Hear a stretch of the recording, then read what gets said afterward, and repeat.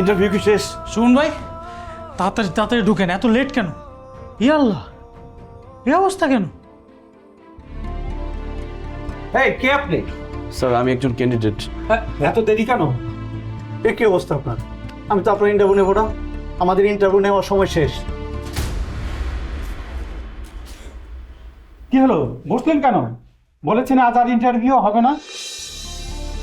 এই so-called society, সভ্য সমাজের উপর আমি বিরক্ত হয়ে গেছি, আমি ক্লান্ত হয়ে গেছি।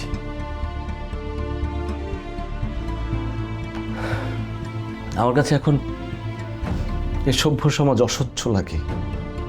মাত্র একটা জুতার জন্য আজকে আমাকে চুরি করতে হয়েছে। আমি গণপিটুনি খেয়েছি একটা মাত্র জুতার জন্য।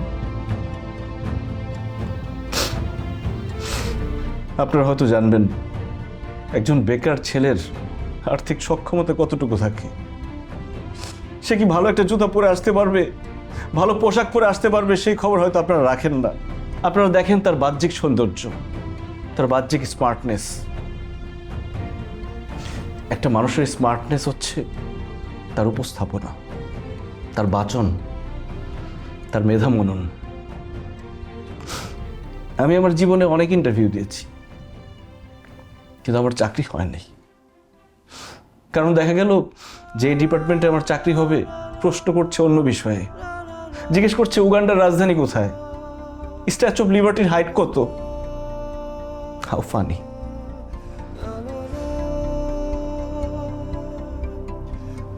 আমার আর কিছুই বলার নাই।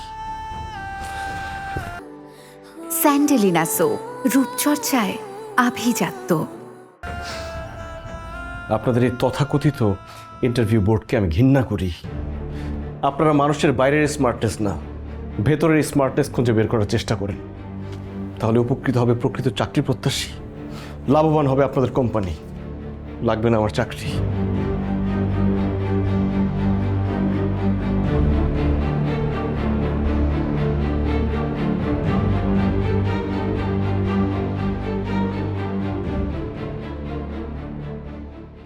মেঘলা, আমি আর তোমাকে পড়াবো না। কেন স্যার, আপনি কি আমার উপর রাগ করছেন? আমার আসলে কারো উপরই রাগ নেই। আমি গ্রামে চলে যাব, কৃষিকাজ করব, ক্ষেত খামার করব, হাঁস মুরগি পালবো। তাতে কি হবে জানো? আত্মার শান্তি হবে, কলিজাটা ঠান্ডা হয়ে যাবে। কেউ আমাকে আর আমার পোশাক দিয়ে বিবেচনা করবে না। স্যার, সমাজে চলতে গেলে সবাই তো নিজেকে পরিবর্তন করে, খাপ খাইয়ে নেওয়ার চেষ্টা করে। আপনি চাইলে আপনিও পারবেন স্যার। আমার পক্ষে সম্ভব না। তুমি নিজেকে পরিবর্তন করো না, যেমন আছো তেমনই থেকো।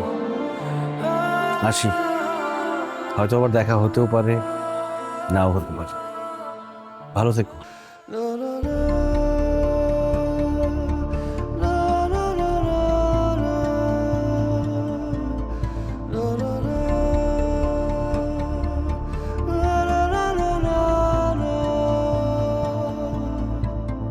সাদা কালো এ জীবন, তবু কত রং দেখি